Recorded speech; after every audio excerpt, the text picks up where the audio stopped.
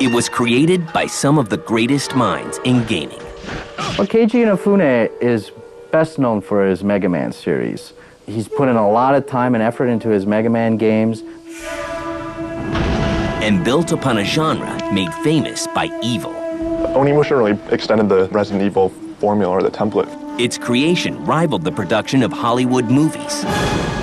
Onimusha's budget was huge. We actually tried to do something that had never been done before. I figured this was a game that really needed music on a large scale. It really needs something powerful. It looks real when you see it and looks like a Hollywood film. But the road wasn't always clear. He wanted a real epic feel to the game, and he really didn't think the PlayStation was powerful enough. But they overcame those obstacles, and its success was huge. It's this very cool universal game that most games don't really have. It was one of the first million-selling games on the PS2. This is how a gaming dynasty was created. This is the history of Onimusha.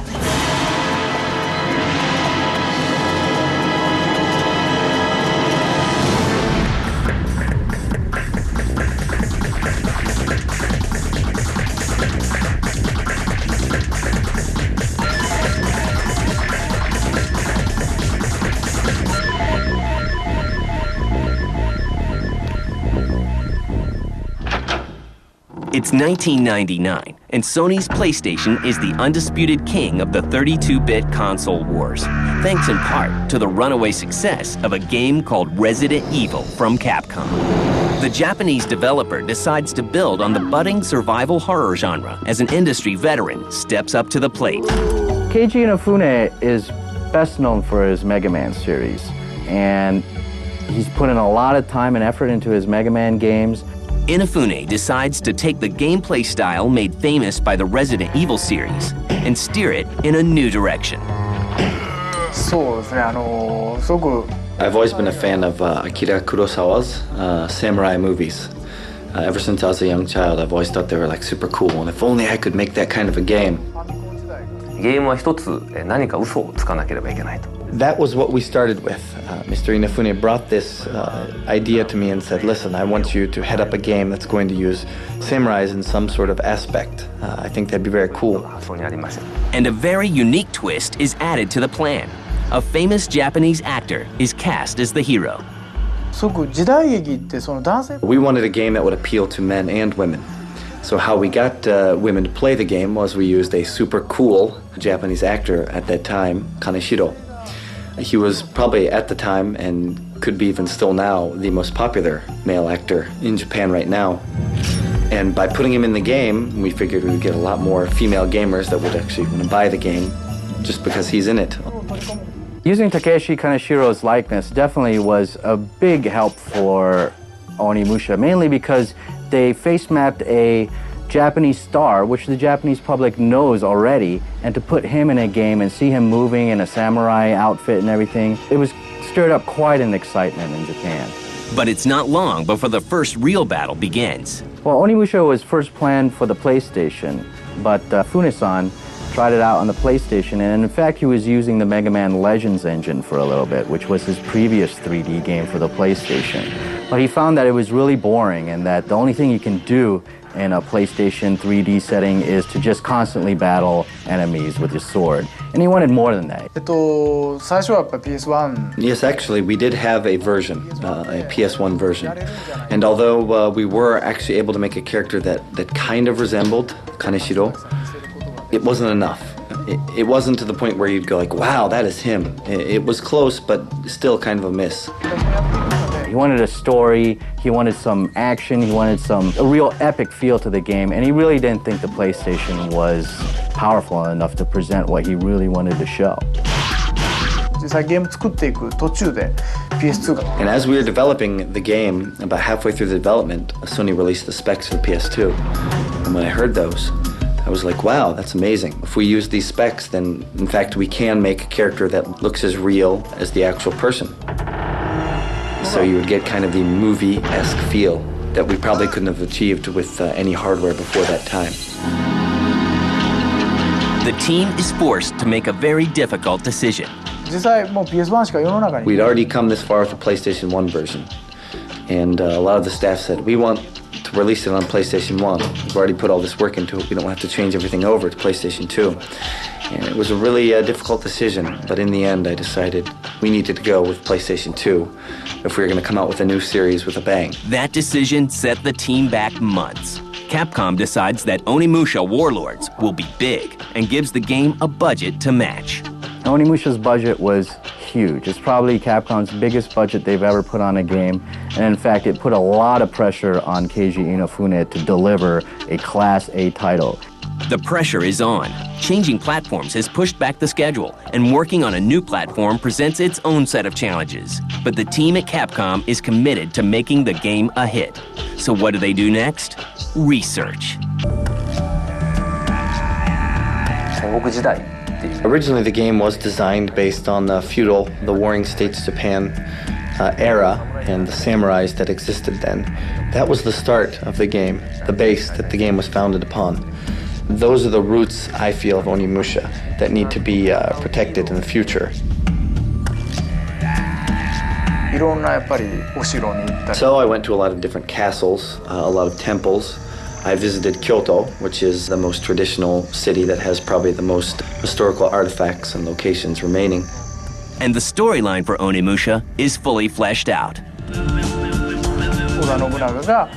It's the story during the warring feudal states era in Japan. And it takes place right before Oda Nobunaga, who is actually a historical figure in Japan, who tried to unite all of these different Japanese states that were separated. He came very close to doing it, but died right before he was able to do it. So what I did was I took that as the main backdrop for the evil villain of the game. Oda Nobunaga makes a pact with the devil to come back to life. And with that power, he tries to finish the job that he started out doing. In Onimusha, the story really leaves a lot of room for the action of the game. It's really basic.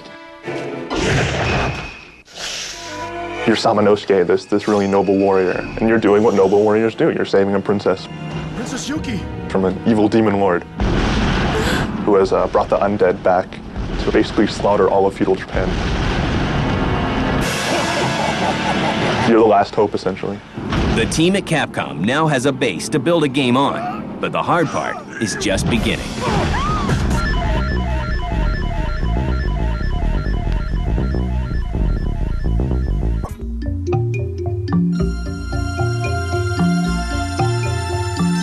By late 1999, Onimusha begins taking shape. Resident Evil fans who have heard early previews for the game are growing more and more excited about Capcom's new offering. I was a big fan of survival horror, and then this really cool feudal Japan world was inserted into that Resident Evil mold, and that really turned me on. I guess if I had to sum it up really quickly, the Onimusha-esque nature of the game would have to be that you can slash very quickly. It's these quick battles, slashing through the enemies, a quick pace. It all feels really good because you're just slashing through one enemy, then you go to the next one, cut him down, and you just quickly proceed through the game. Onimusha really brought that extended the Resident Evil formula or the template for that game was the Gauntlet, where you could suck demon souls and essentially upgrade and do power-ups. It was quite a cool system where you could do lots of cool sword slashing moves. To give Onimusha a truly cinematic feel, Capcom pushes the envelope of game production. We actually tried to do something that had never been done before. I figured this was a game that really needed music on a large scale.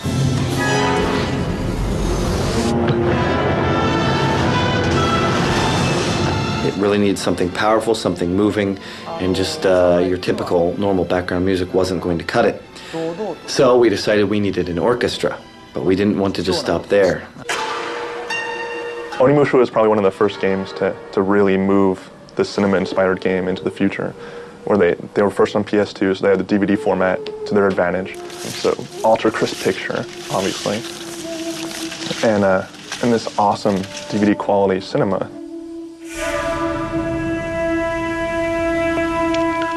because they went to the masters. They went to people who actually made movies to do this. And you had the Kurosawa films, the old 1960s, 1970s black and white samurai flicks that really inspired this. And you combine that with this really cool, visceral action game. And it makes for, not a really emotional experience, but a dramatic one at that. Men, fight and die with honor! We want to try something on an even larger scale than what a normal orchestra could do. So we had the orchestra upped in people to about 200-person orchestra working on the soundtrack or the opening for the game. That has never been done before. It was quite a task, but in the end, as you can see by the results of the first one, it was very powerful, very moving music.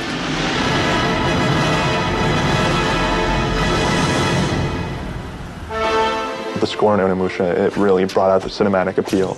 It really lent itself to that cinema quality of game. And the composer they find is every bit as unique as the game they're making. We actually decided to use a man named Samura Goichi. And this Samura Goichi is someone who's actually very established, known, talented in Japan. He's worked on several movies. He is a very capable person. He is hard of hearing, and to come up with such an epic score like that for Onimusha is just unfathomable. Onimusha Warlords comes out on March 14th, 2001, and Capcom gets the blockbuster it wants. It becomes the first PlayStation 2 game to sell over 1 million copies and hits 2 million copies in a year, and critics are ecstatic. Yes, it was one of the first million-selling games on the PS2. This way, sir. And it is absolutely incredible. I mean, it looks real when you see it, and it looks like a Hollywood film when you see it. You follow them through the other way. Understand. It had the fixed backgrounds, obviously, so you're running around in the same world where it was a very grim, very, very sinister universe. But then it added a lot more action to it. You weren't really limited in your bullets because you had a sword, and you could slice up demons. So it made it a lot more visceral, a lot more fun. Onimusha was just pure, exhilarating fun.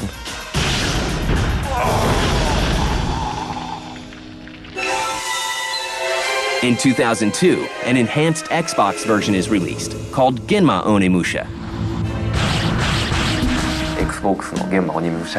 I was also the producer on Genma Onimusha, and with that, one of the things that the game got criticized for was being too hard. Samanosuke, what is this? We didn't mean to be mean to the players. We didn't mean to frustrate the different players that had bought our game, but we did want to challenge them. Whenever we make a game, we try and have fun with it, make it an enjoyable experience. But whenever we challenge the player, we want to have fun with that too. But the next move will be a full sequel. The name of this new game will be Onimusha 2: Samurai's Destiny. Usually sequels should be better than the originals, although often they aren't. But with Onimusha 2, we had to maintain the Onimusha-esque nature of the game, yet at the same time have something there that would make the fans really say, wow, this is even better than the first one. Trying to get that in the right combination sometimes is quite difficult.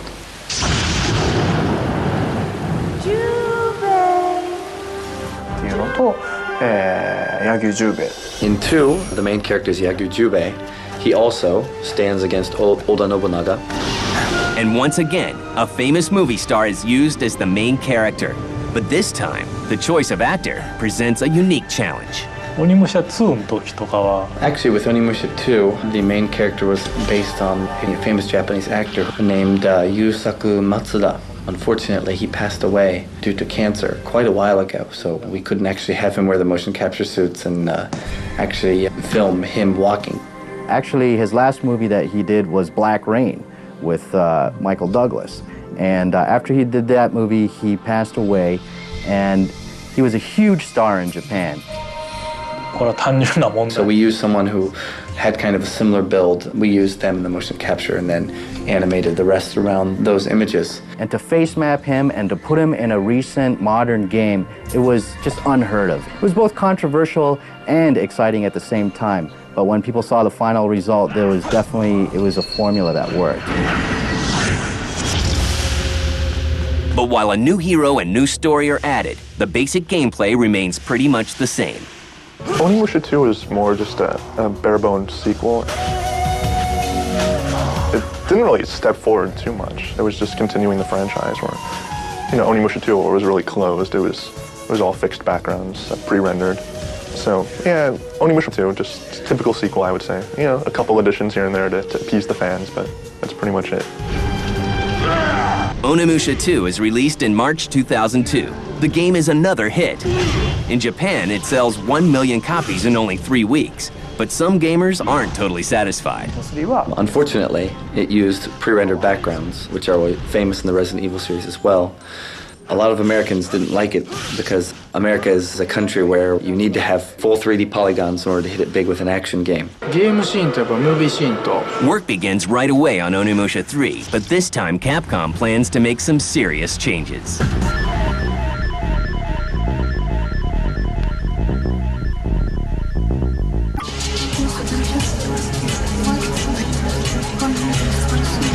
By 2003, Onimusha and Onimusha 2 are both hits, but critics aren't happy with what they consider to be a lack of innovation in the series. Capcom decides to tackle those complaints head-on and make Part 3 the biggest of them all. This is the graphic department. One of the first changes made is a shift to a fully 3D world. This is the background effects. We're going to make good on the mistakes we had with the first one, and that is the pre-rendered backgrounds are now gone and have been replaced with full 3D polygons.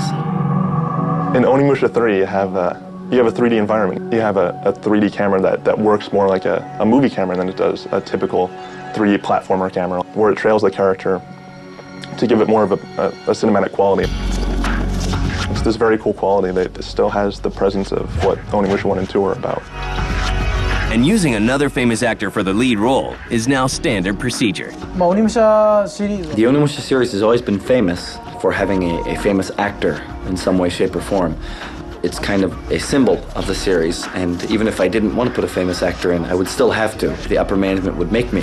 But this time around, they need someone with worldwide appeal. With 3, we wanted to go more international. We needed somebody who was famous in Europe, America, Japan. There are very few people that fit that mold. Also, the game being set in Paris, we decided we wanted a French actor that actually have made their way to Japan and that are famous in America. Very few. Matter of fact, there's only one. That is John Reno. That is why we decided to use him. Using John Reno's likeness in the game was a big surprise, not just to the Japanese gamers, but to American gamers who have seen him in stuff like The Professional and stuff like that, and to see an actor that you recognize, because these other 2 Japanese characters, not many Americans would know, but with John Reno, you're definitely appealing to a wider audience, and it was a big shock to everybody. Using John Reno is just like any director in a movie using a star. We want him to place emphasis on the character he is being. John Reno is maybe a hook, a selling point, something that can get people to buy the game, and initially when they play the game, they realize, hey, I'm being John Reno. But that's only for about the first 5 minutes, and later we want them to actually get into the story as this character, Jacques Brun. In Part 3, Jacques Brun teams up with Samanosuke from the first Onimusha to bring an end to the threat of Nobunaga once and for all. 3 takes place using the same character that was in number 1, Samanosuke. And Samanosuke follows Oda Nobunaga all the way to Honnoji Temple. He tries to finish this long climactic battle. So number 3 wraps it all up as Samanosuke fights Nobunaga for the final time. To bring these 2 heroes together, a little bit of science fiction is brought into play. You have this little time travel element.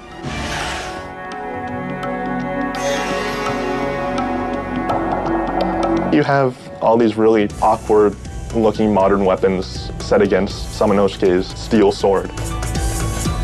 It's kind of a cool element, bullets versus steel, old versus new. You have the whole French angle, and then the feudal Japan angle, modern day settings. It's this very cool universal game that most games don't really have. But this is really dynamic. The Onimusha franchise has worldwide appeal. There's that stigma with Onimusha where it transcends language barriers, and the fact that they use this famous Japanese actor who happened to be dead really made it hit home with Japanese audiences. And like maybe that didn't really matter to American audiences who were playing the game. Capcom capitalizes by introducing more games like Onimusha Tactics and Blade Warriors, a 2D fighting game. And then you have the Onimusha, license, which is going to be made into a movie supposedly in the next couple of years.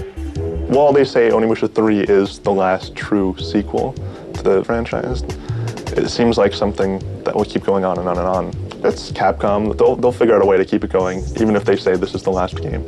And Onimusha's influence lives on. Its gameplay is copied by other developers. Actually, one of the features that we are kind of proud of in the game, we have the little sub-quest in the game called the Makukukan. Won't you go to the Dark Realm? If you're going to translate that, it would be something like Magic World or Underworld. As you proceed through the game, you're given the option to go down in these little sub-quests, but you don't have to. I hope you come back alive. Giving the users a chance to either do that or not provides a little more variety to the game.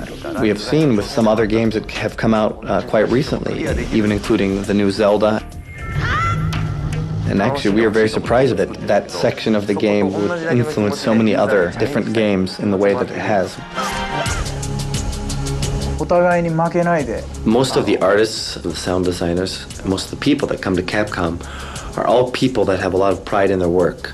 They have a specific image that they want to go by, that they want to create, and they're not going to stop until it's perfect. These people are in charge of designing the motion for all the characters. Most people would think that motion designers are always men, but as you can see, here's a female motion designer right here. She's actually very good. This is where they make the effects for the game. And as you can see, there are two beautiful women right next to me that are working. And here's another beautiful woman.